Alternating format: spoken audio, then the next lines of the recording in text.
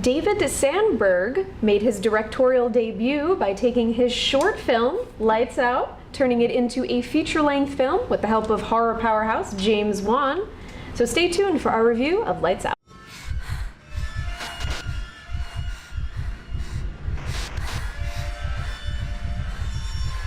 So Lights Out is ostensibly about a family. There's the mother, the daughter, and the son.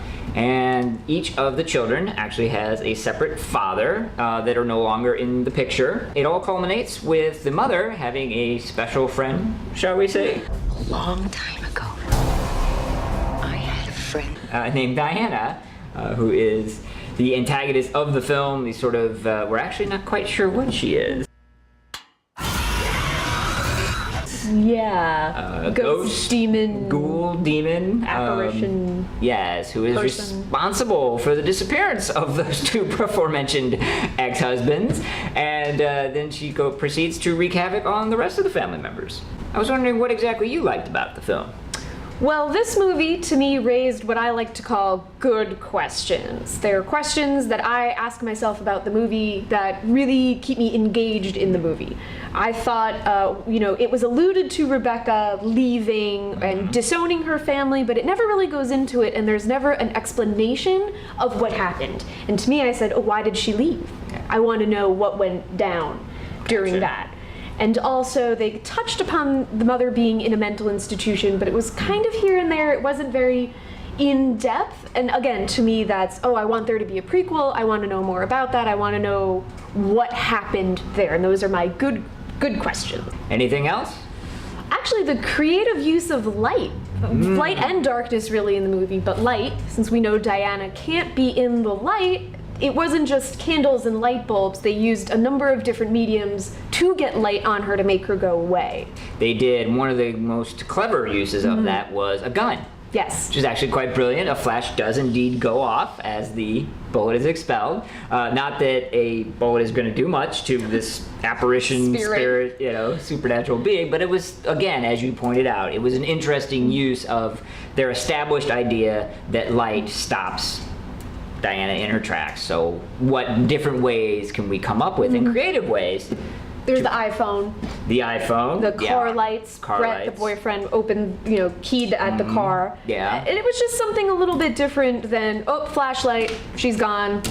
Oh, turn the light on, she's gone. Right, they had some, it actually led to some jump scares as well, since the flashing on and off lights, or when something goes out and she kind of moves around in the darkness. Right, yeah, and actually, more jump scares, but there were actual good scares, period, in the movie for me. The particular scene where the young boy, Martin, is sucked underneath the bed really came out of nowhere, really took me. That was great.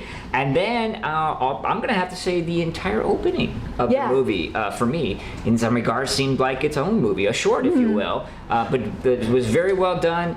Established the tone right off the bat, and was really, really creepy and really well done. Yeah, creepy from the get-go really hooks me in, because I feel like I'm in it from moment one. Right, instead of spending the first half hour getting you to like these characters and then start plucking them off, we just started right out of the gate.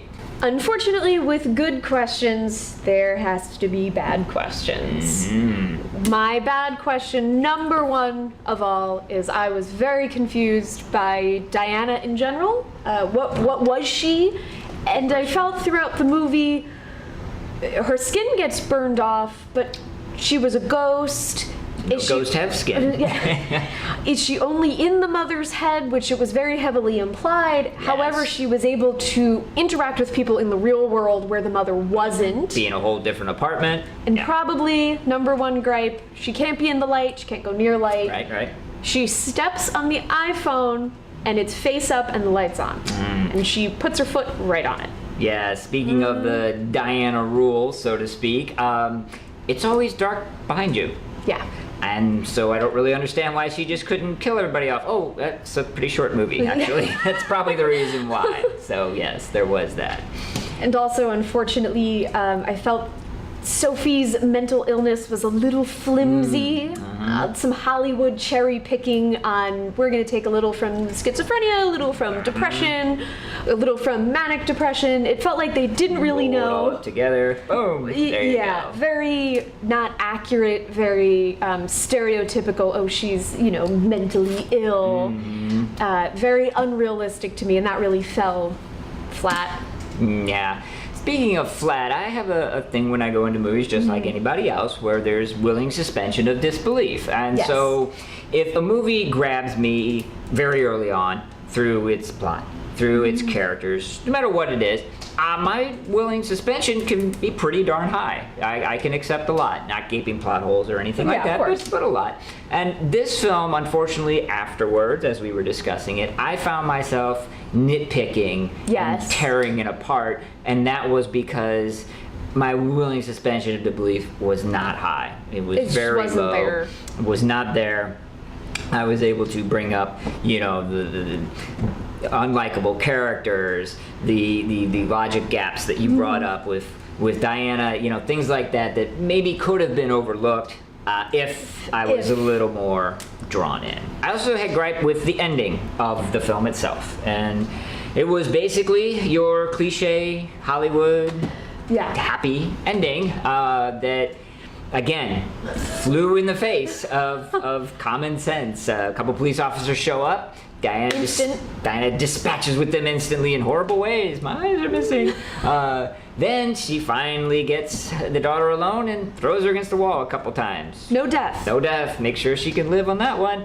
And finally, in the ultimate, the mother, who up until this point almost seemed pretty willing or actively engaged in sacrificing her children up to old Diana, just waltzes in, all fine by the way, not manic at all, and decides I'm just gonna, sacrifice myself for my kids. Bam, boom, end of movie. And suicide was never mentioned. No. She was never pigeonholed Suicidal. into that suicidal Precisely. thing. So where did that come from? Precisely, yeah. I came to make it a happy ending. Although with the ending, it was announced that there's going to be a sequel. Yes. Don't know when, don't know anything. Is it a sequel? Is it a prequel? So I am curious if the ending is going to tie in to a sequel or where they are going to go with that. Everyone's wondering, how many pinheads do you give it? I am actually going to give it 3.5 pinheads. Okay. I felt, reading about this movie before I saw it, a lot of reviews said it used a lot of horror tropes, but they were good. And honestly, watching the movie, I didn't notice them. However, at no point did I roll my eyes. And frankly, they weren't even particularly creative, but I felt like they worked in the movie. They weren't crowbarred into the movie. And honestly, there were some pretty terrifying images in there. Okay, well, I'm gonna give it to you. There were some terrifying imagery. There really was. I mentioned before there's a couple things I like.